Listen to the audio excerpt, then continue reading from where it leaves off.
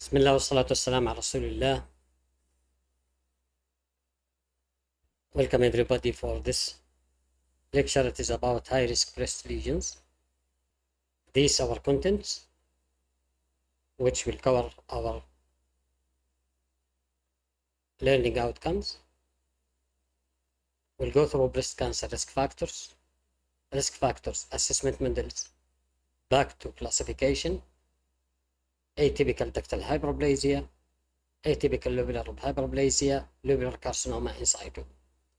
And here in number 4, we set back to classification because this classification we explained it very nicely in the previous lecture, which is the benign breast diseases. So anybody who didn't attend this lecture, he can look at it to find out the classification of the benign breast diseases, including the high risk lesions. But anyway, we'll talk about them also in this lecture. At the end of this lecture, you'll be able to discuss risk factors of breast cancer, classify the high risk lesions, discuss the high risk lesions pathogenesis and the lesions pathological classification, describe the clinical presentation of the high risk lesions, perform an appropriate approach to diagnose and lower the risk in patients with high risk lesions. Before we start in the high risk lesions, we have to know generally the risk factors of breast cancer. The first risk of breast cancer is the age. And the age can be interpreted in two ways. First, absolute risk.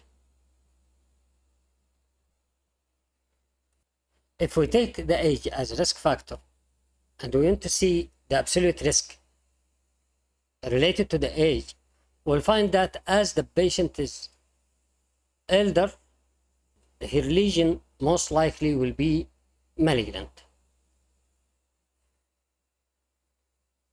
Younger patient, most likely their lesion will be benign. The other way to interpret the age as a risk factor is the lifetime risk. And the lifetime risk means that as the patient getting older, her lifetime risk of breast cancer will be lower, because the life of human being herself, it will decrease. So the lifetime risk will decrease. The female newborn has lifetime risk of 12%.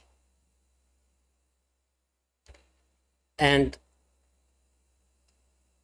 as she is getting older, this lifetime risk will decrease. So for example, 50-year-old, let us put an example, she will have a risk factor to have malignancy like 7% as lifetime risk, while 70-year-old, she will have maybe 5%.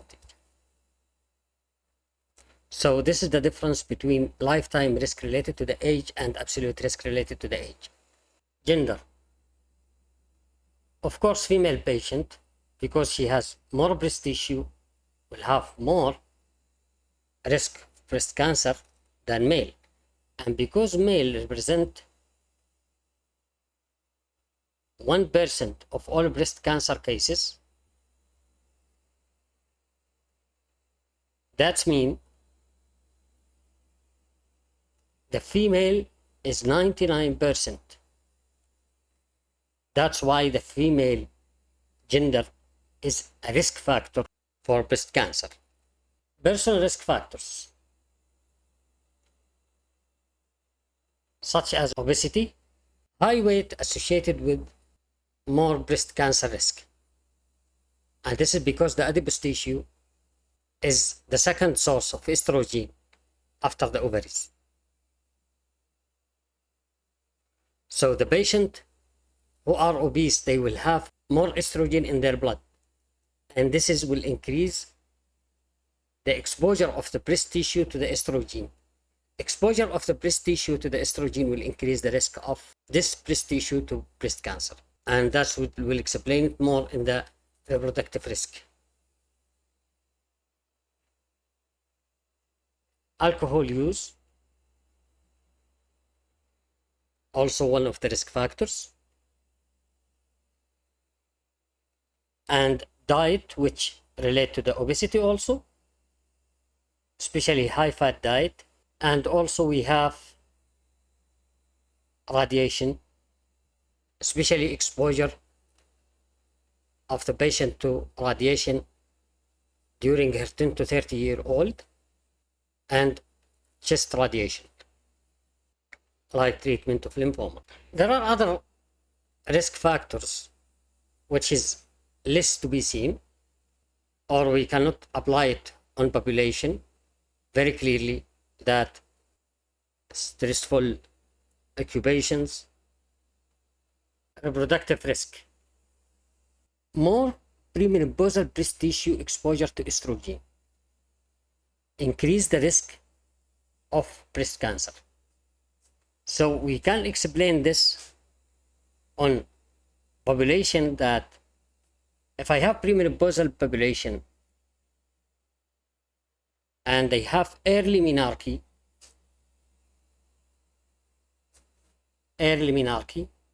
and late menopause,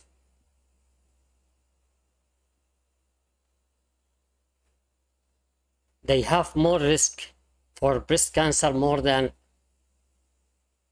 population who they have less exposure to estrogen.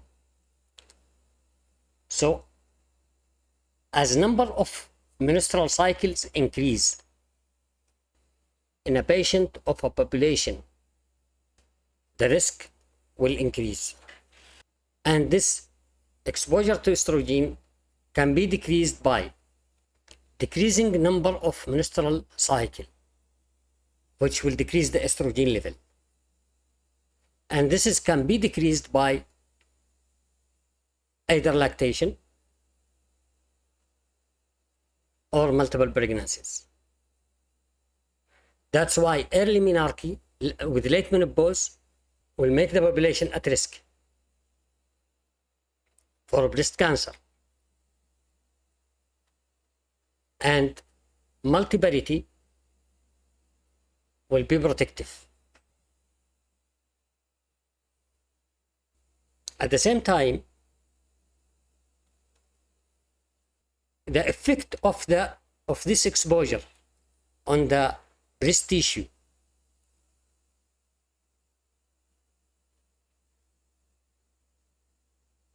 can be decreased by early maturation of the breast tissue.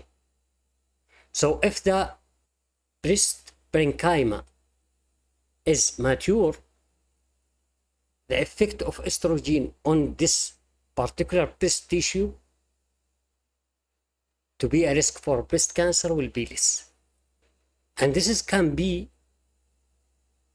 done by early pregnancy. And we mean by early pregnancy, patient who got full-term baby before their 30s.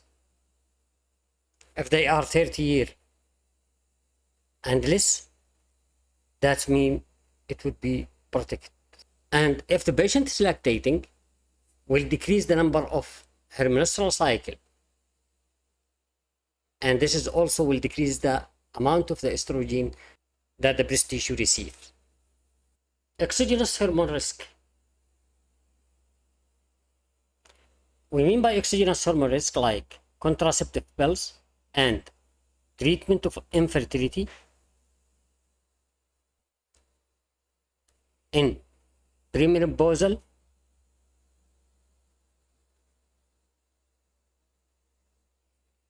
or hormonal replacement therapy in postmenopausal ladies. In the premenopausal ladies, we have contraceptive pills which have very high estrogen level, and according to studies, it is significant once it reaches 10 years of use of the contraceptive pills. The treatment of infertility, especially the induction of the ovulation, it uses very high estrogen, and will increase the risk of breast cancer. So in the premenopausal lady, the toxin for the breast tissue is the estrogen. In the postmenopausal lady who are receiving hormonal replacement therapy, according to studies that hormonal replacement therapy can decrease the coronary artery diseases and at the same time the osteoporosis.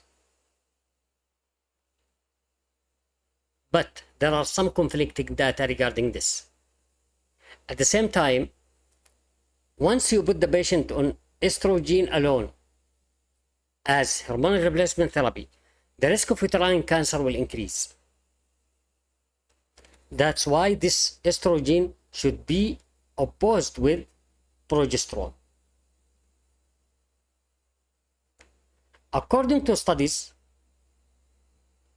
the postmenopausal ladies who are taking progesterone combined with HRT will have more risk breast cancer than those patients who are taking estrogen alone. So we can understand from this that the postmenopausal breast tissue will be affected, or the progesterone will make it at risk, and the premenopausal breast tissue, the estrogen will make it at risk. Family history and genetic risk factors. The family history will increase the risk of the breast cancer if it is positive in the following. First, bilateral breast cancer. Second, premenopausal breast cancer. Third, breast and ovarian cancer in the same first relative. If those are positive, or any of them in a population, those patients will be having higher risk more than patients without this positive family history. Genetic risk factor, as we know, BRCA1 and BRCA2, and also other genetic mutations like Codin syndrome and other genetic risk factors. The histologic risk factors, we'll talk about them in details in this lecture.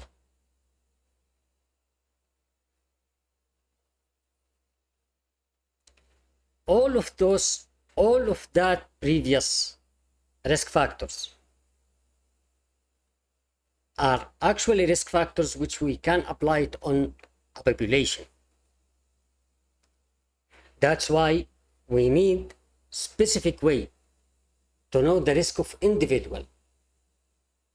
That's why we have several models can be applied on individual to estimate the individual risk factors.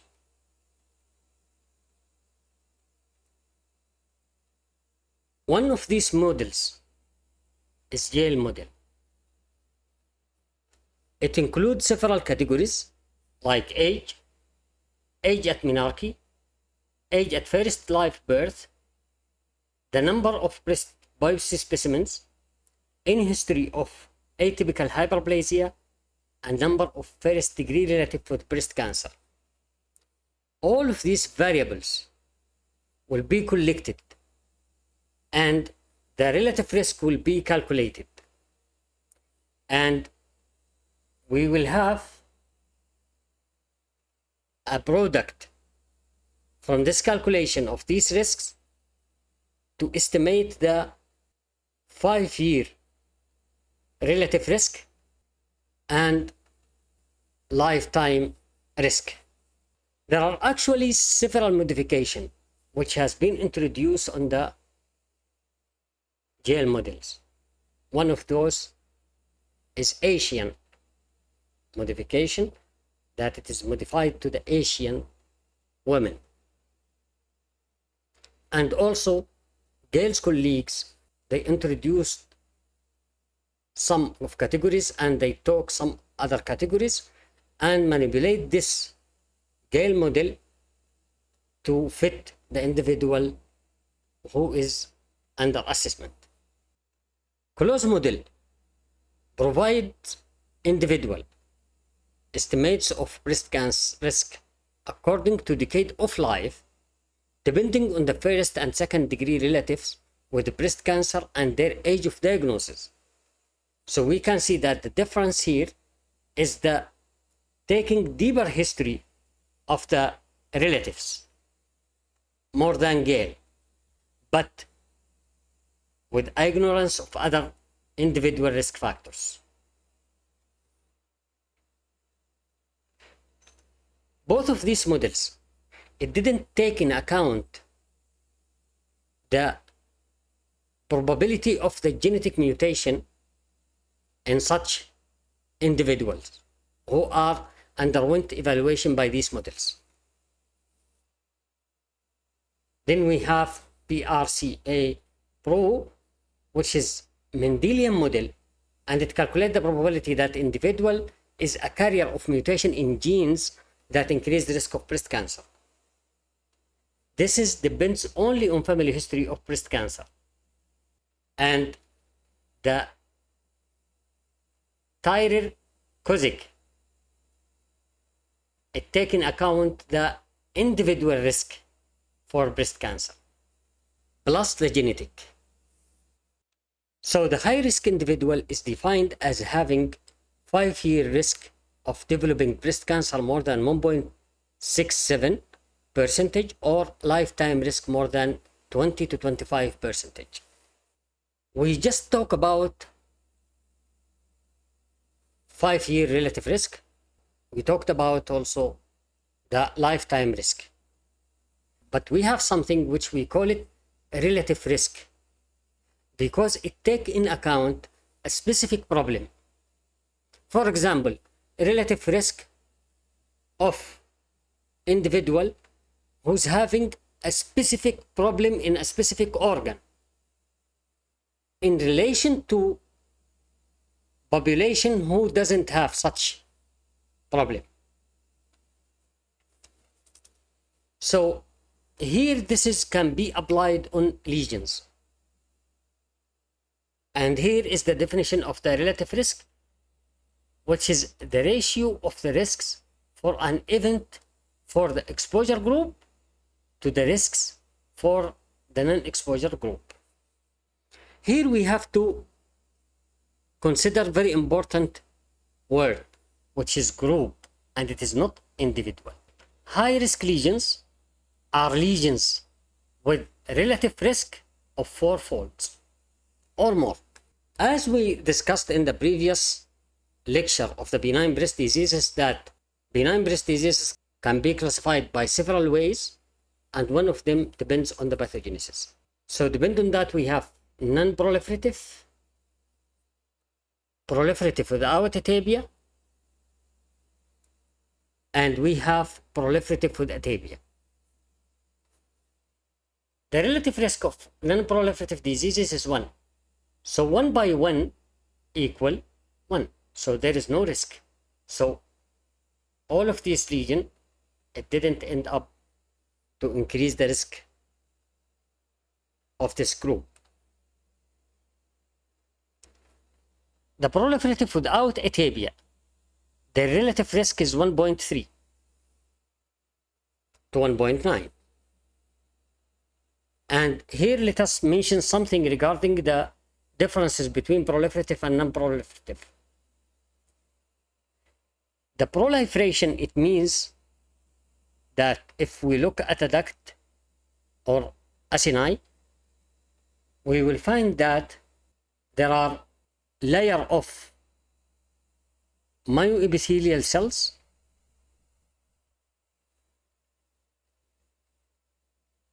and another layer of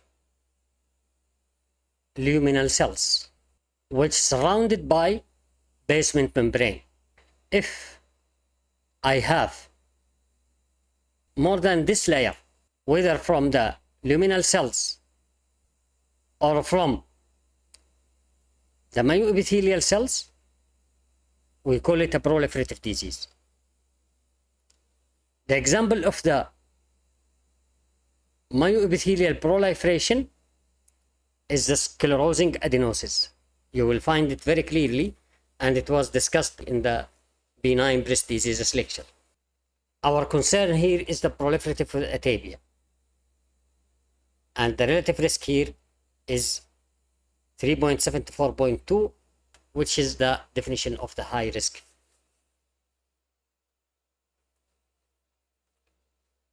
So what is the benefit of looking for patients who are at high risk? Because we will have a plan for them as a risk management. And determining of the patients at high risk, it helped us to determine the following. The use of hormone replacement therapy, whether to use it or not.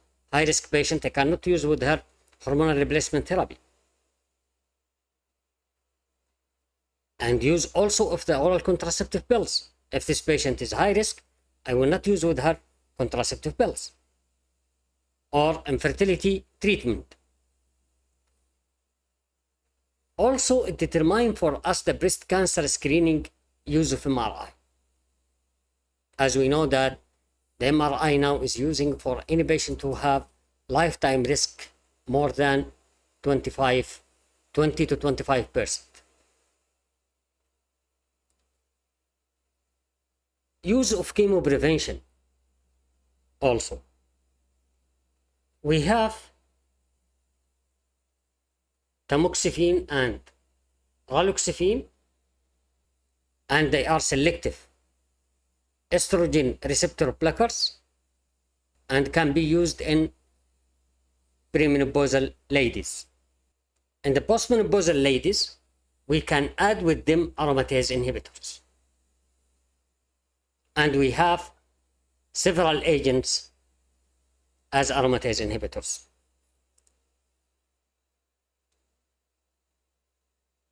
Going back to studies,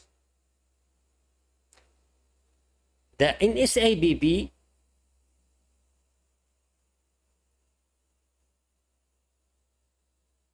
P01,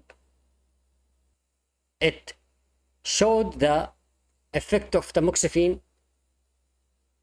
on preventing the breast cancer in high-risk patients, and it can prevent it by approximately 50%. But it prevents only the estrogen receptor positive cancers. In NSABP P2, this is compared the tamoxifen. This study compared the tamoxifen to raloxifene. And it shows that they have almost the same effectiveness, but the raloxifene, it didn't show that it will decrease the non-invasive cancer. They are indicated in Gale 5-year risk more than 1.66% in a patient more than 35 years old or patients who are having high risk lesions. Defining the high risk patients also, it determined the risk reducing surgery in patients with positive BRCA genes, whether it is mastectomy or salpingo-oophorectomy.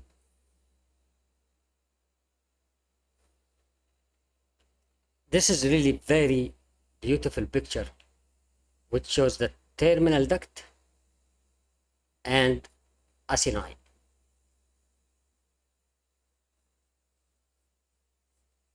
This is together we call it terminal ductlobular unit, which is the functional unit of the breast. All of the high-risk lesions originate from the terminal ductlobular unit. Either it is ductal, like atypical ductal hyperplasia, or lobular, like atypical lobular hyperplasia and lobular carcinoma inside. The hyperplasia, whether it is lobular or ductal, has a relative risk of 3.7 to 4.2, and the lobular carcinoma in situ, it can reach 11 relative risk if it is associated with family history and other risk factors. But lobular carcinoma alone, relative risk is 7-fold of the normal population. In this nice draw, we have duct or acini, which, as we said, consists of basement membrane, myoepithelial cells, the small dots, and we have the luminal cells.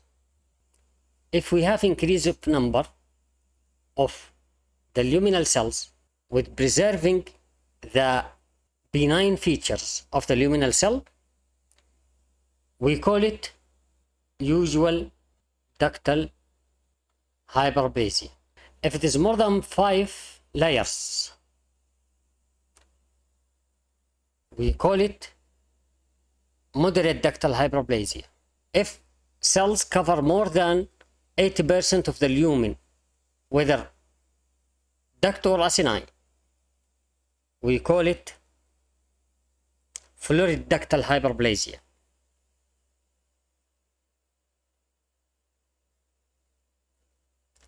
And the florid ductal hyperplasia, it has relative risk more than any other benign lesion, but less than hyperplasia with atabia, which are malignant feature cells inside the acini or duct, and it don't cover the entire lumen of the duct or the acini.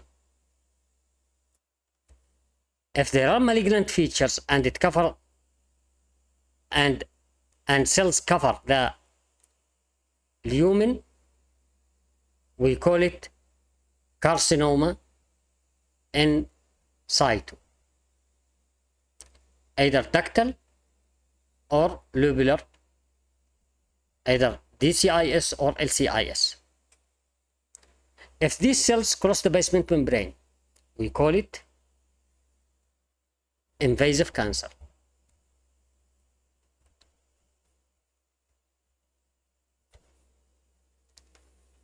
Actually, to be very clear that ductal or lobular, it is not related to the origin. It doesn't mean comes from the duct itself or comes from the lobule itself. And the lobule, it contains the duct and the acini. So we didn't say here acinar hyperplasia. We said lobular hyperplasia. So just to avoid any confusion that ductal means in the duct and lobular means in the acini, no. They categorize according to the features, and we will see that in the next slides. So as we said, hyperplasia with atabia includes atypical ductal hyperplasia and atypical lobular hyperplasia. Both lesions are diagnosed as incidental finding in the histopathology study for other reasons. Atypical ductal hyperplasia characterized by uniform epithelial proliferation with monomorphic round nuclei filling part of the duct but not all of the involved duct. Cells have features of low-grade ductal carcinoma in situ, and they are less than 2 mm. Treatment: if we diagnose this patient with core needle biopsy, the excision of the atypical ductal hyperplasia is mandatory to rule out associated malignant cells.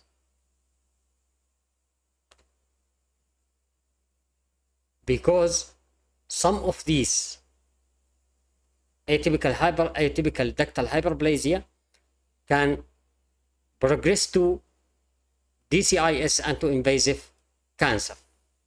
And removing of the lesion will decrease the risk of subsequent malignant transformation. Atypical lobular hyperplasia,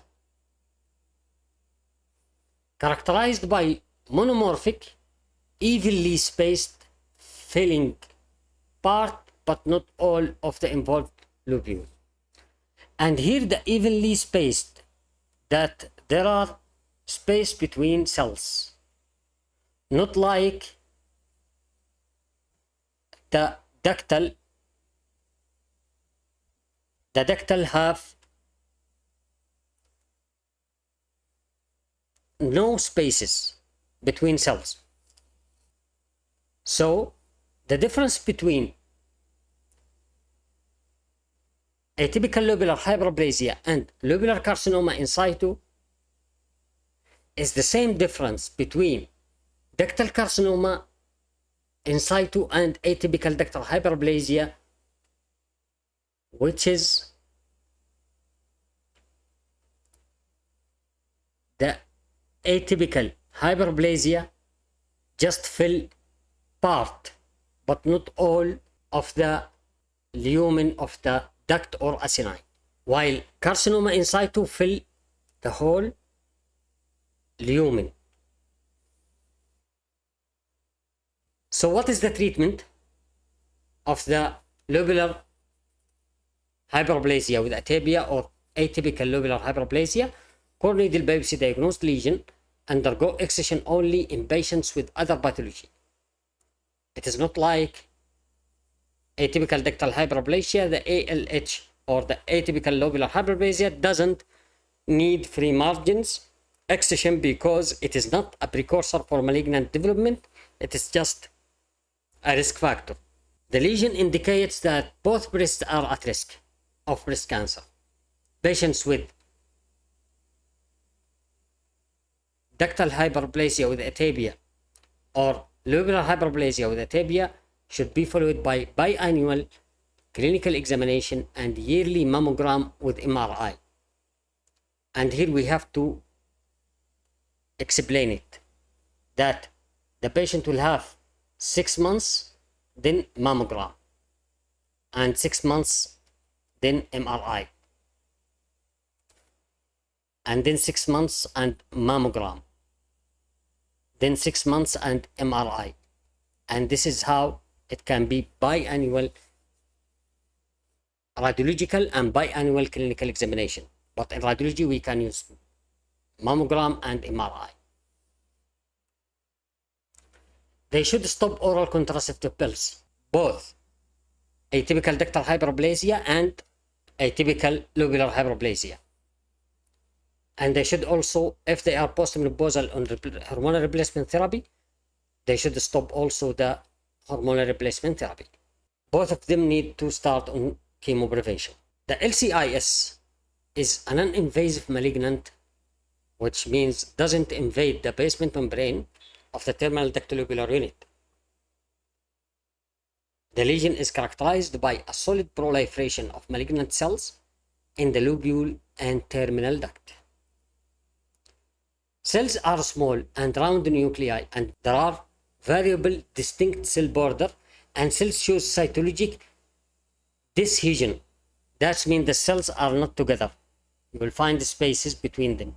And as they said that it is Indian file under the microscope. So they will never form a solid mass. LCIS is a risk factor for breast cancer and non-obligate precursor for breast cancer. And more than 60% of these patients, they will not have lobular carcinoma, rather they will have invasive ductal carcinoma. So it is a risk factor for invasive ductal carcinoma, not to invasive lobular carcinoma. The relative risk of invasive cancer development is around 11 folds if there are other risk factors, otherwise it is 7 folds. Commonly, the lesion is estrogen receptor positive. That's why the chemo prevention will be the best for them. Depend on cytological feature. There are two types of LCIS. We have classical and polymorphic LCIS. Clinical features. The mean age of affected patients are 50-year-old. There are no clinical or radiological features for classical LCIS and usually detected by pathologists while examining the biopsy for other reasons. It is just like atypical hyperplasia, whether ductal or lobular. But the polymorphic LCIS presents with clinically detected mass or mammographic microcalcification. It resembles in its presentation the DCIS. The treatment is different. The classical LCIS, if it is diagnosed by core needle biopsy, the patient doesn't need excision. And just the patient will be a high risk patient and the high risk protocol should be applied on them. Surgical excised classical LCIS needs no further re-excision for negative margin. So we don't need to have negative margin. It is totally different than the polymorphic LCIS, which needs excisional biopsy if it is diagnosed by core needle biopsy, and it should be with free margin if it is not free margin and it is diagnosed by surgical biopsy. The patient should be taken back for re-excision with free margin. We have to follow up the patients by biannual clinical examination and annual mammogram and MRI. Chemo prevention with tamoxifen or aromatase inhibitor. If you have any question, you can just put it in the replay of this video or send your question on my email or on my WhatsApp. Thank you very much.